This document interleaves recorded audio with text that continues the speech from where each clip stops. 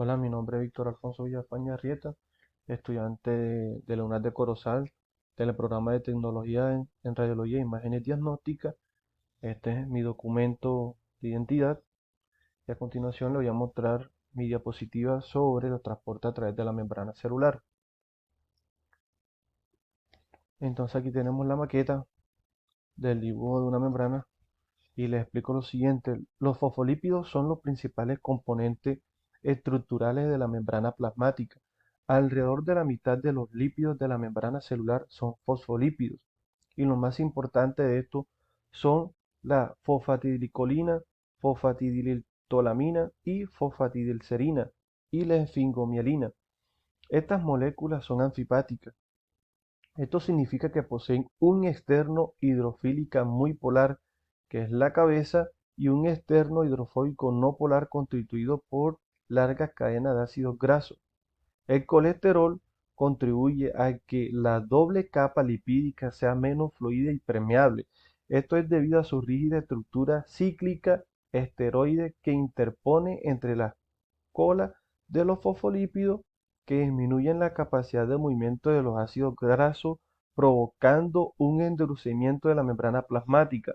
La proteína, entonces, mientras que los lípidos forman las estructuras principales de la membrana, muchas de las funciones biológicas de esta dependen principalmente de las proteínas. Por ejemplo, algunas proteínas de la membrana transportan materiales hacia el interior y el exterior de la célula. Otras sirven como receptores, enzimas, etcétera. Y las proteínas periféricas se localizan a un lado u otro de la bicapa lipídica y están unidas débilmente a la cabeza polares de los lípidos de la membrana o las proteínas integrales por enlace de hidrógeno. Las proteínas integrales están íntimamente unidas a los lípidos, suelen atravesar la capa lipídica una o varias veces. Por esta razón se le llama proteínas transmembranales. Una de sus funciones son formar canales que faciliten el paso de iones y moléculas específicas a través de la membrana. Actúan como receptores de los procesos de la comunicación entre las células y poseen actividades enzimáticas. Fijan los filamentos citoesqueleto de la membrana celular. Los carbohidratos, estas moléculas se encuentran ubicadas en la mayor parte de la superficie externa de las células eucariotas, por lo que contribuyen a la asimetría de la membrana. Sus funciones son presentar propiedades inmunitarias, participa en el proceso de coagulación de la sangre y en la reacción inflamatoria. En los glóbulos rojos representan los antígenos propios de los grupos sanguíneos del sistema ABO. Protege la superficie de la célula de posibles lesiones. Entonces, les hablo ahora de los mecanismos de transporte de las moléculas. Es el intercambio de materia en el interior de la célula y su ambiente externo. La bicapa lipídica de la membrana actúa como una barrera que separa dos medios acuosos, el medio donde vive la célula y el medio interno de la célula. Las células requieren nutrientes del exterior y deben alimentar sustancias de desecho procedente del metabolismo y mantener estable el medio interno. Los transportes de las moléculas de bajo peso molecular. El transporte de la molécula de bajo peso molecular se lleva a cabo mediante transporte pasivo y transporte activo.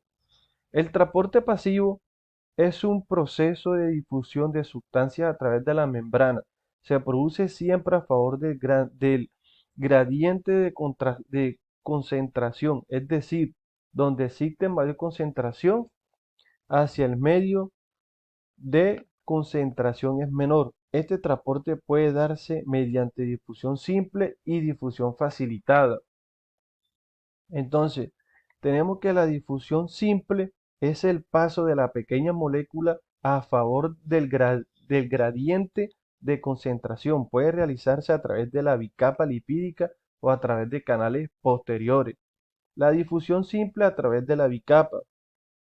Este tipo de difusión simple es propio de las hormonas esteroides, moléculas lipídicas anestésicos y fármacos liposolubles, también de sustancias apolares como el oxígeno y el nitrógeno.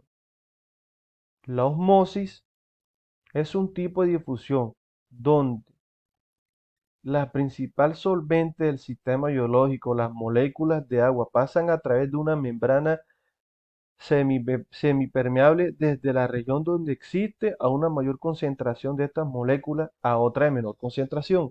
La difusión simple a través de canales se lleva a cabo mediante las proteínas de canal. Estas proteínas poseen un orificio o canal interno cuya apertura está regulada por líquidos, hormonas o nutrientes que unen una determinada región de la proteína de canal para que presente una transformación estructural que provoque la apertura del canal.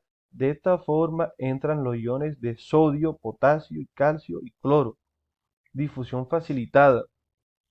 Permite el transporte de pequeñas moléculas polares, aminoácidos, monosacáridos, que al no poder atravesar la bicapa lipídica requieren que proteínas transmembranales faciliten el paso. Estas proteínas se denominan proteínas transportadoras o permeases, que al unir las moléculas por transportar presentan un cambio de su estructura que arrastra a dichas moléculas hacia el interior de la célula.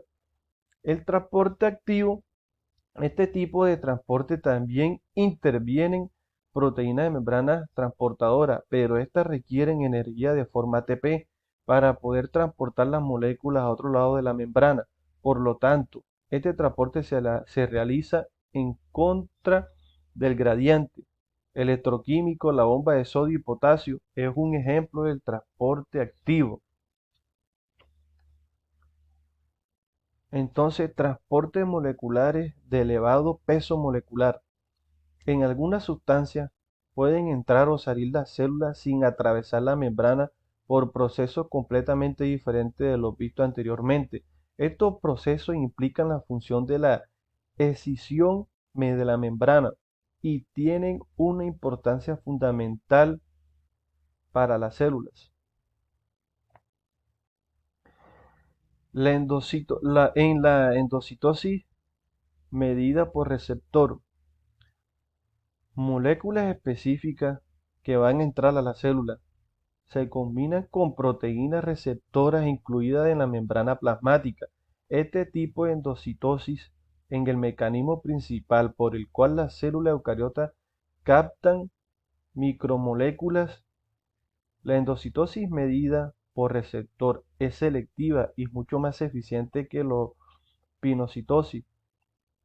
Está involucrada en el intercambio de sustancias entre células. El transporte de las moléculas grandes hacia el exterior de la célula se lleva a cabo mediante la exocitosis y la transitosis.